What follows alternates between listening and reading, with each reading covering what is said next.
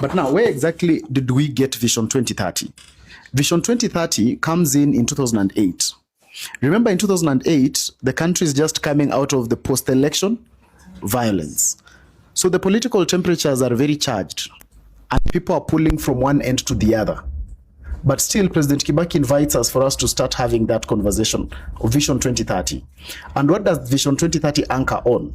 Vision 2030 anchors a lot on industrialization and moving Kenya towards being a middle-income economy. And of course, it becomes anchored on the three pillars: the political, the social, and the economic. Of course, as we've read before, we do very well in the political pillar.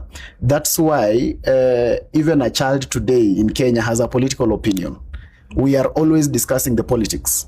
Even when we meet here, most of the time, when the discussion is about one term or two term, we are more charged than when it's about the state of the economy or climate change. Exactly. Because most of the time, we only want to discuss the politics. And that's how our political pillar does very well. We also do well towards, as the implementation of Vision 2030, in terms of our infrastructure. Because that is where we see the SGR, the bypasses, and all that. So there is very good significant infrastructural growth still within that Vision 2030 that we actually get to achieve. We also do very well in terms of the digital footprints, and my brother has just spoken of M-Pesa. So those are some of the things that we really do very well as we come toward the implementation of the Vision 2030. Of course, we fall short of the glory in some of the things, like we hoped to achieve double-digit growth rate. Yeah, but then when you look at how politically active we were, it almost explains why we couldn't achieve the double digit. Because most of the time when you are so politically charged, even economics, you discuss it using politics. Okay? And that hinders growth. That's why even today, when you are invited to a conversation about Vision 2063, Vision 20, the vision that we're having now as a country, you realize that most of the time, again, people want to discuss one term and two term, because it's always the easier conversation for us to have, because we are so used to our political conversations. That is the reality.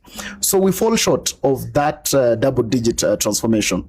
And so what am I looking at when we are moving to Vision 2060 as a person beyond 2030?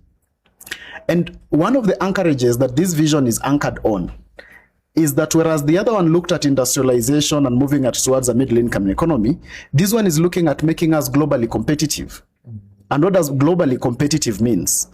It means that we are looking at a situation whereby when a child is born in Kenya and another child is born in Singapore, those two kids have almost equal opportunity.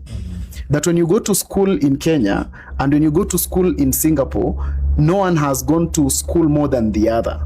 Remember, we are in a situation where most of the time when our professionals, when they leave Kenya to go work anywhere else in the other countries, they have to go through retooling, retraining, so that they can get to the level of that country. So this vision is trying to tell us, can we be globally competitive? That the opportunity, the healthcare, that when a child is born somewhere in Migori, the facility that they will be born into can equate the facility that a child born in Singapore is also being born into.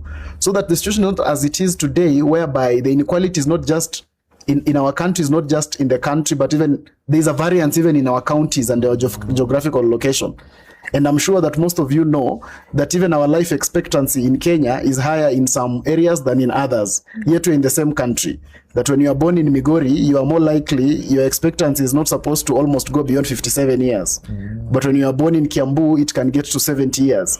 So these are the inequalities that we are talking about. So this vision is trying to tell us, what can we be globally competitive? That our opportunities can actually be the same. That is the direction that the country is heading to. And there is a big difference in terms of the execution between 2060 vision and what President Kibaki gave us. President Kibaki presented to the country a vision. But President Ruto is inviting the country to create its own vision. That is the key difference here. That President Ruto is saying, in fact, when I heard him, I didn't have, I'm not as connected and as privileged as Aliona. So I wasn't in that conversation. But I watched him. And what I watched him say is that I am not inviting you to this conversation as president. I also want to take part in this conversation as a Kenyan. And to me, I felt that was very fundamental. That he's trying to tell us, guys, it is not about our political affiliation. Let us discuss where do we want this country to move to. So this is actually the first vision that Kenya is going to have that has inculcated public participation, that all of us are having a voice, that all of us are able to say we even have a problem with who attended that place and who did not attend. Yeah, we are even being told, we are having a to say, why didn't the young people get involved? Like what my brother there said, and which was very heavy, and said that's why we are missing it on AI. So this is an opportunity for us to participate fully in creating this vision. And that's why I find it very, very significant for one particular reason, that President Ruto is faced with an election less than 400 days from now. But what is preoccupying his mind is not necessarily the next election, but the next generation.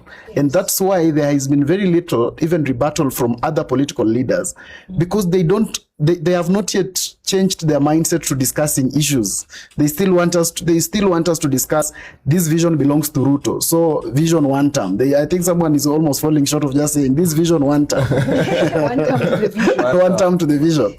So I find it very significant that we can actually have this conversation going forward. And I've always said it's important that we package our information right, so that at the end of the day, I argued yesterday that, remember, this vision is more about me and you than about those people in offices today. Because the high likelihood that me and you will be here in 2060 is higher than the likelihood that all those leaders you support will be here in 2060. And for us not to anchor on politics, it should remind us that in 2008, when this vision was being curated, it was they had just finished post-election violence. So political temperatures were high. But today, as we discuss its implementation, nobody is discussing the political temperatures. In fact, most of you might have been 2-3 years during that when those temperatures were high. So you're not caring about the political temperature. You are caring about, did we move forward? And in equal breath today, as we start the conversation and the anchorage of the vision of Vision 2060, let us stop the imagination of the politics. Because when Alionye will be 56 years that time, and a young person like you will be discussing what has been able to be shaped that time, they will not have any idea that during that time when the vision came, there was something called one term and two term. So a time comes when sometimes you must be objective and canvass the future of the country. Thank you.